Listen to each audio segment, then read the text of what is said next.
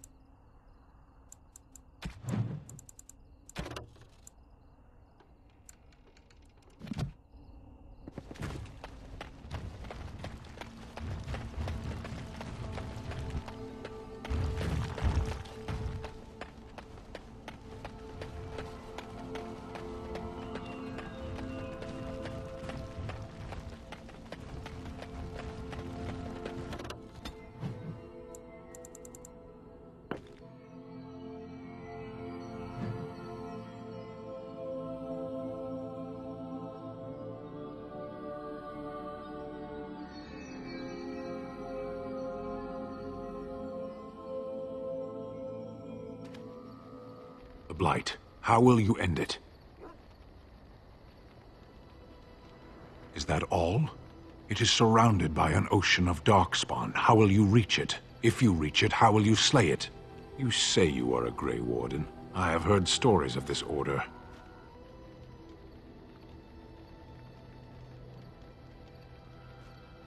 Great strategists and peerless warriors. That is what we hear of the Wardens.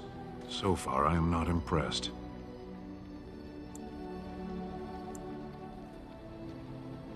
Evidently not. It remains only to see what you are here for.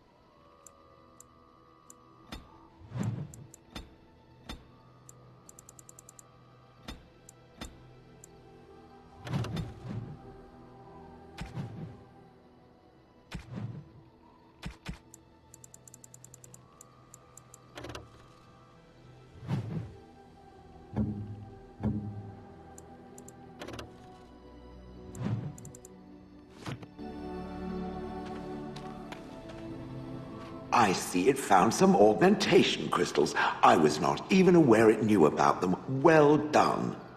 So, what does it think? They don't make me look any wider, do they? I find I'm already too wide as it is.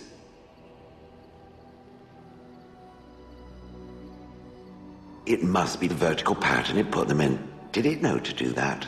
It must have. I think it should find some more as soon as possible. I want to glitter from ear to ear, so to speak.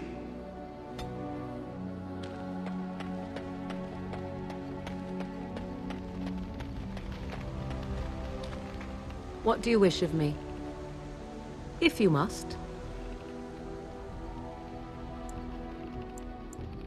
By others, do you mean yourself?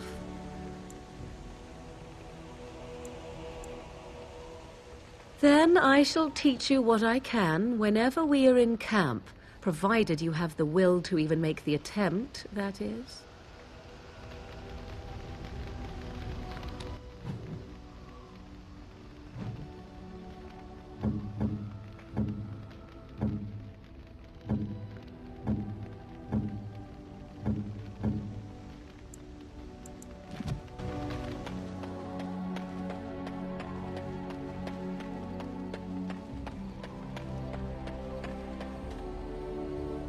The Circle of Magi stands ready to assist, Grey Warden, as do the Templars of the Chantry.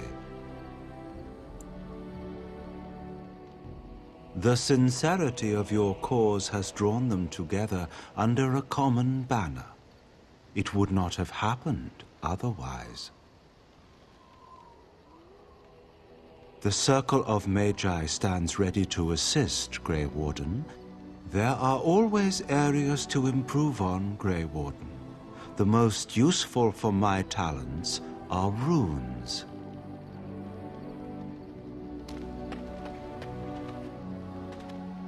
Oh, it's been a long day. Rest would be welcome. Yes, of course. I am just a little weary. As you may have noticed, I'm no spring chicken.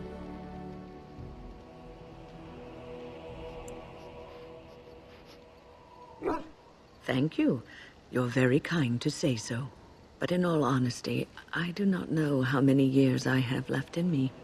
I have lived for such a long time, but there is always something else to do. And I have to keep going in order to do it. I think I will be glad when I am done.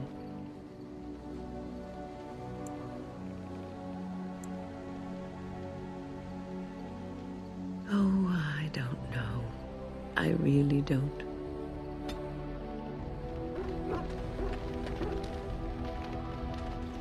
Yes? Something you need? Yes? What's on your mind?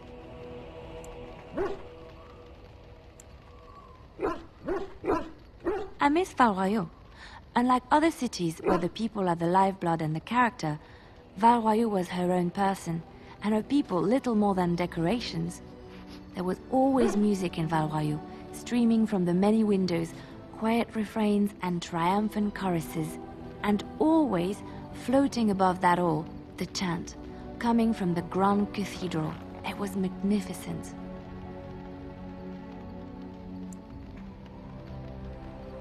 Oh, it would take me a day or two to talk about the many splendors of Orlais, her golden fields, her lush meadows.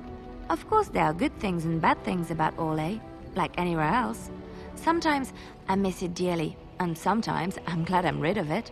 And you will laugh at this, but I miss the fine things I had in Orlais.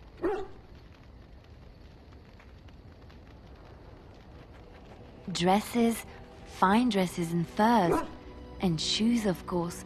One can't mingle with nobility with bad shoes, you see. Orlais is very fashionable, almost ridiculously so. But the shoes, living with those ridiculous trends was worth it for the shoes.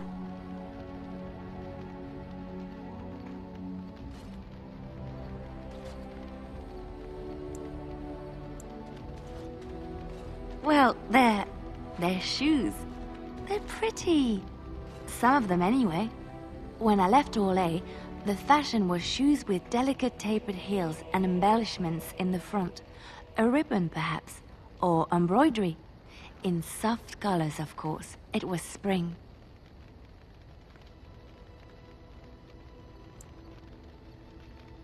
I had my eye on a pair my shoemaker was working on. It was covered in pale blue silk, with amber beads on the toe. The shoes made in Orlais were exquisite. Not at all like these clunky, fur-lined leather boots you have in Ferelden. Ugh, just look at them.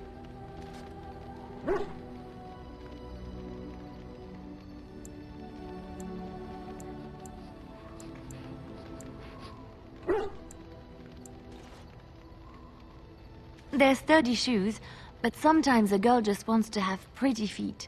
Oh, I could talk about shoes all day, but we have things to do, don't we?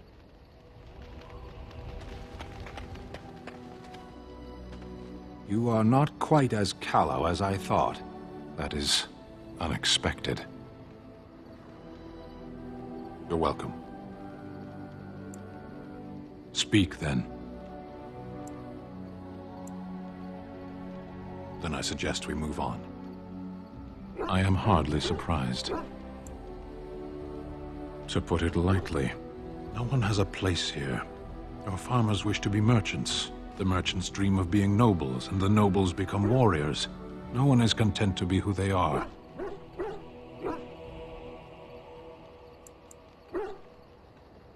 There is interesting food here.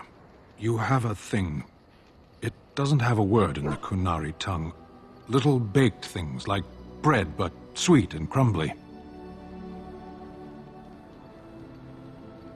Yes. We have no such things in our lands. This should be remedied.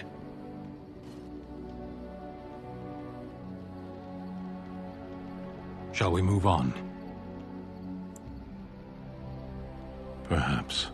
It's strange to be in a crowd and hear a language that is not your own, to see faces that are and aren't like yours. I miss the smells of Saharon, tea and incense and the sea. Ferelden smells of wet dogs. True. I was trying to forget that part. Shall we move on? As you wish.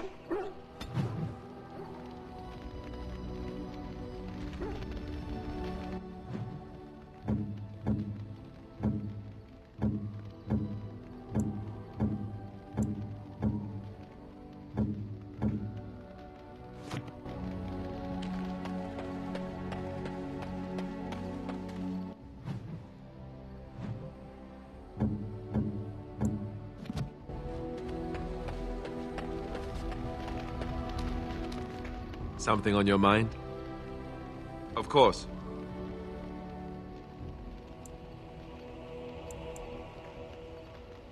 You mean other than becoming a Grey Warden?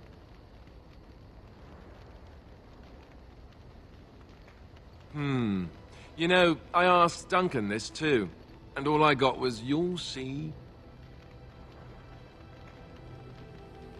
Oh, it's not that Duncan wants to keep it a secret. It's just that the Grey Wardens don't discuss it much. I gather it's not a pleasant topic. The first change I noticed was an increase in appetite. I used to get up in the middle of the night and raid the castle larder. I thought I was starving. I'd slurp down every dinner like it was my last. My face all covered in gravy. When I'd look up, the other Grey Wardens would stare, then laugh themselves to tears.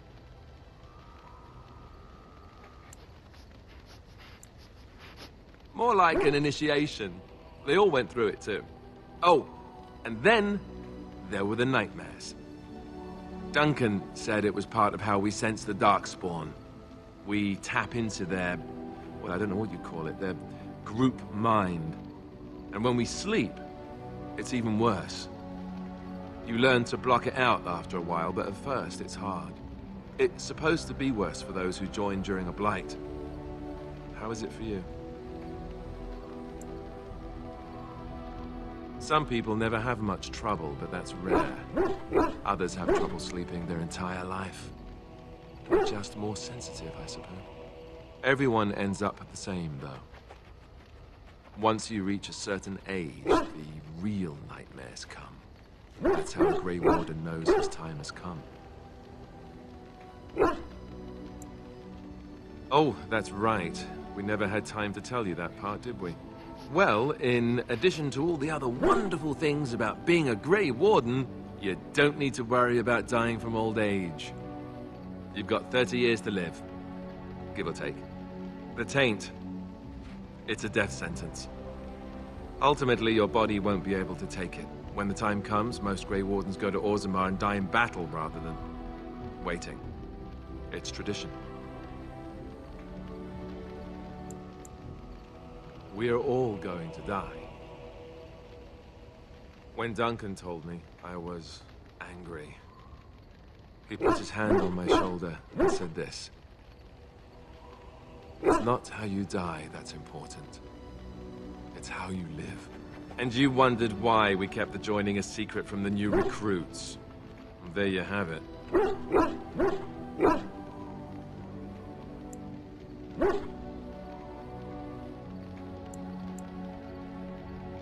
You know, Duncan, he started having the nightmares again. He told me that in private. He said it wouldn't be long before he'd go to Orzammar himself. I guess he got what he wanted. I just wish it had been something worthy of him. I know. Ending the Blight should make this all worthwhile, right?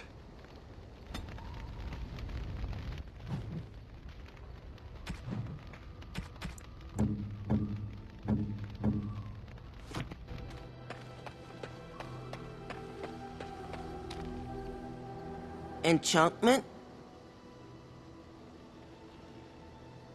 Enchantment!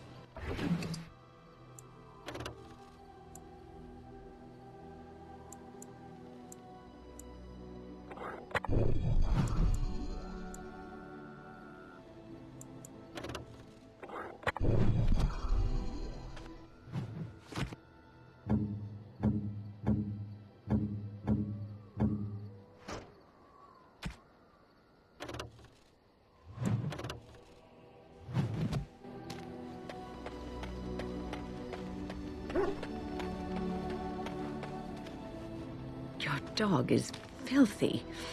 I can smell him 50 yards off.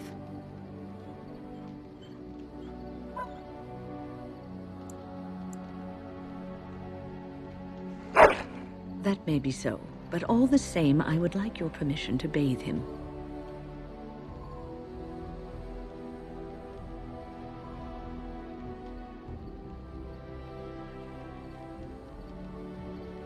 You know that's not what we use magic for.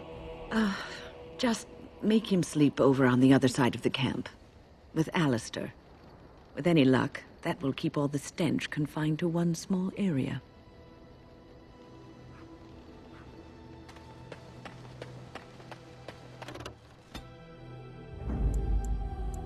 Yes.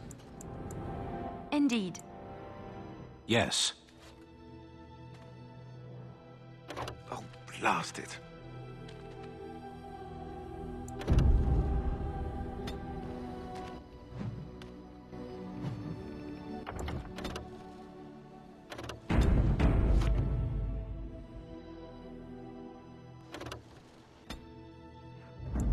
Yes. Yes.